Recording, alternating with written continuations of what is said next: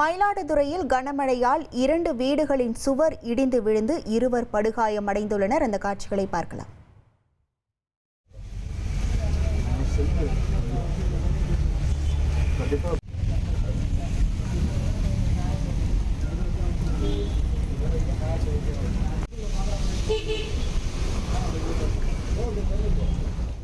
கூடுதல் விவரங்களோடு இணைகிறார் நமது செய்தியாளர் அன்பு ரஹோத். வணக்கம் அன்பு ரஹோத். தற்போது இருவரின் உடல்நிலை எவ்வாறாக இருக்கிறது?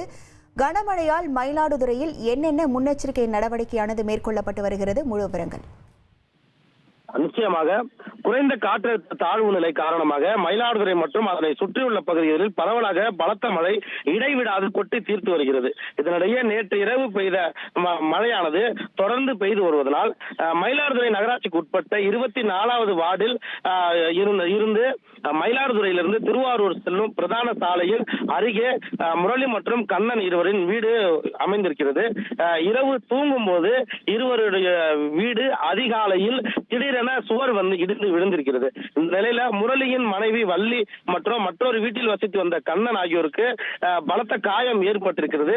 அவர்களை மீட்டு மயிலாடுதுறை அரசு தலைமை மருத்துவமனைக்கு சிகிச்சைக்காக அப்பகுதி மக்கள் அனுப்பி வைத்திருந்தனர். இந்த தகவல் அறிந்து அந்த பகுதிக்கு வந்த நகராட்சி சேர்மன் குண்டாமணி என்கிற செல்வராஜ் அதிகாரிகளுக்கு அறிவிப்பு ஒன்றை வழங்கி அந்த பகுதியில் மழைநீர் தேங்காமல் இருக்க வேண்டும் என்று கூறி அந்த பகுதி முழுவதும் மண்ணை கொட்டி தண்ணீர் ஏதுவாக ஓடும் வகையில் பாதை அமைத்து அப்பகுதியில் தண்ணீர் தேங்காத வண்ணம் சரி செய்தனர்.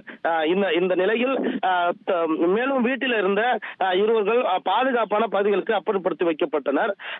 இந்த நிலையில மயிலாடுதுறை மாவட்டத்தில் தொடர்ந்து மழை பெய்து வருவதனால் பாதுகாப்பான பகுதிகளுக்கு பாதிக்கப்பட்டவர்களை அனுப்பும் சூழலில் மாவட்ட ஆட்சியர் தற்போது பணிகளை தொடர்ந்து செய்து வருகிறார்.